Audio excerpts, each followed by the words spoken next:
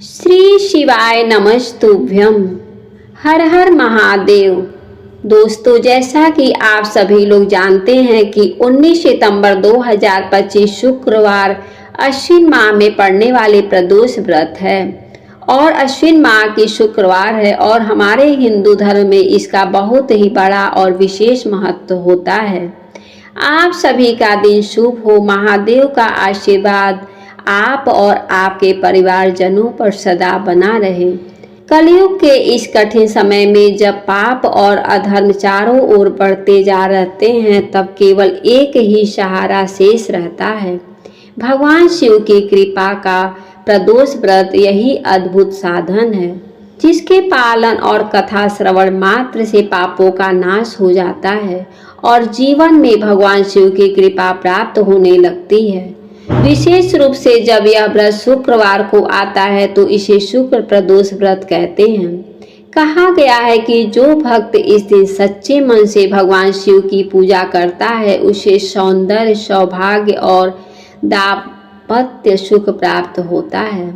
घर परिवार में प्रेम, शांति और अस्थायी लक्ष्मी का वास होता है। आइए आज की कथा से पहले हम सभी मिलकर प्रार्थना करें। हे भोलेनाथ, हम आपके भक्त होकर भी अज्ञान और मोह में उलझे रहते हैं। हमारे मन, वचन और कर्म पवित्र नहीं रह पाते। यदि आज आपकी कथा के श्रवण और व्रत के पालन में कोई भूल या त्रुटि रह जाए तो आप कृपालु होकर के उसे क्षमा करें। हे महादेव, आप ही कलयुग के एकमात्र तारणहार हैं। आपकी कृपा से ही समस्त पापों का विनाश हो जाता है और जीवन मोक्ष मार्ग की ओर अग्रसर होता है। इस बार अश्विन मास के कृष्ण पक्ष में आने वाला प्रदोष व्रत 19 सितंबर शुक्रवार को है और इस दिन प्रदोष काल का समय रहेगा। शाम 5:17 से रात्रि 6:47 तक। इस समय में आप शिव जी की पूजा करके कथा का श्रवण अगर करते हैं तो आपको आपके द्वारा की गई समस्त पूजा का और रखे गए व्रत का पुण्य अवश्य ही प्राप्त होगा। आइए अब सुनते हैं शुक्र प्रदोष व्रत की कथा। शुक्रवार के दिन जब भी त्रयोदशी तिथि का संयोग बनता है तब शुक्र प्रदोष व्रत लगता है। शुक्र प्रदोष व्रत के साथ चतुर्दशी तिथि का भी संयोग बन जाए तो यह और भी उत्तम हो जाता है। शुक्र प्रदोष व्रत के संयोग में पुराण में वर्णित शुक्र प्रदोष व्रत की कथा का जो भक्त श्रद्धा पूर्वक पाठ करता है उसे उसका फल जरूर मिलता है। शुक्र प्रदोष व्रत कथा। बहुत समय पूर्व की बात है। एक नगर में 3 मित्र निवास करते थे। उनमें से एक राजकुमार था, दूसरा एक ब्राह्मण कुमार और तीसरा साहूकार सेठ का पुत्र था। उन तीनों ने मित्रों में परस्पर बहुत स्नेह था। तीनों ही विवाहित थे। राजकुमार और ब्राह्मण कुमार दोनों की स्त्रियां उनके साथ रहती थीं। साहूकार पुत्र का विवाह तो हो गया था परंतु गौना नहीं हुआ था, अर्थात उसकी स्त्री अपने मायके में ही थी। एक दिन की बात है, तीनों मित्र एक साथ बैठकर जीवन में स्त्रियों के महत्व की चर्चा कर रहे थे। तभी ब्राह्मण पुत्र ने स्त्रियों की प्रशंसा करते हुए कहा कि नारी के बिना घर भूतों का डेरा होता है। राजकुमार ने भी ब्राह्मण कुमार के विचार से सहमत दिखाई। यह देखकर उस साहूकार के पुत्र को लगा कि उसे भी अपनी स्त्री को अपने साथ ही रखना चाहिए।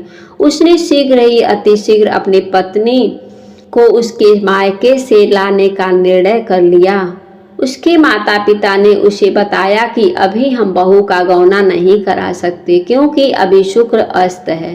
शास्त्रों के अनुसार जब शुक्र अस्त हो तब उस काल में बहू बेटियों को उनके घर से विदा करवाना शुभ नहीं माना जाता है। किंतु साहूकार का बेटा नहीं माना और स्वयं अपनी स्त्री को लाने के लिए ससुराल पहुंच गया। जब वो अपनी स्त्री को लेने ससुराल पहुंचा तो वहां उसकी सास और ससुर ने भी उसे समझाने का प्रयत्न किया कि जब शुक्र अस्त हो तब बेटियां विदा नहीं की जाती, किंतु वो नहीं माना और उसकी जिद के आगे उन्हें झुकना पड़ा। बेटी के माता पिता को अपनी पुत्री को उसके पति के साथ विदा करने के लिए विवश होना पड़ा। साहूकार का पुत्र जब अपनी स्त्री को लेकर चला तो उसे मार्ग में कई प्रकार की समस्याओं का सामना करना पड़ा। नगर से थोड़ा बाहर निकलते ही बैलगाड़ी का पहिया निकल गया और बैल की टांग टूट गई और वो दोनों पति पत्नी नीचे गिर पड़े।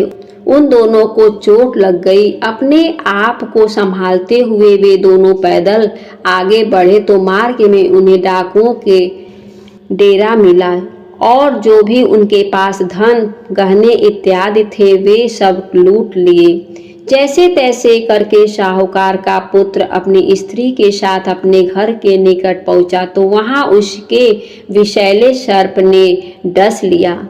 साहूकार ने जब यह देखा तो उसने शीघ्रता से एक वैद्य को बुलाया। वैद्य ने जब उसका परीक्षण किया तो बताया कि विष के प्रभाव से वो 3 दिनों के भीतर मृत्यु को प्राप्त हो जाएगा, उसका बचना संभव नहीं था। यह सुनकर साहूकार के घर में शोक की लहर दौड़ गई। जब यह बात उस साहूकार के पुत्र के मित्रों को पता चला तो वे दोनों वहां आए। साहूकार से सारी बात जानकर उस ब्राह्मण कुमार ने कहा कि आप धैर्य रखिए। इस गलती को सुधारने और इसके प्रभाव को कम करने के लिए आप दोनों अपने पुत्र की रक्षा की कामना से शुक्र प्रदोष व्रत कीजिए। साथ ही अपने पुत्र और उसके स्त्री के साथ उसके ससुराल भेज दीजिए। साहूकार ने अपने पुत्र के प्राणों की रक्षा के लिए ब्राह्मण कुमार के कथा अनुसार सब कुछ किया। साहूकार ने अपने पुत्र को उसकी स्त्री के साथ ससुराल भेज दिया और स्वयं अपनी पत्नी के साथ अपने पुत्र की सुरक्षा के लिए विधि अनुसार शुक्र प्रदोष व्रत किया। उस व्रत के प्रभाव से साहूकार का पुत्र स्वस्थ हो गया। उसके जीवन पर आया संकट टल गया।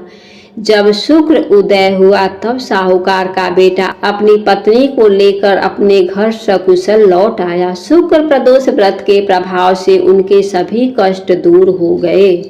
भगवान शिव जी की कृपा से सारे मनोरथ पूर्ण हो जाएंगे। कमेंट में जय भोलेनाथ जरूर लिखें।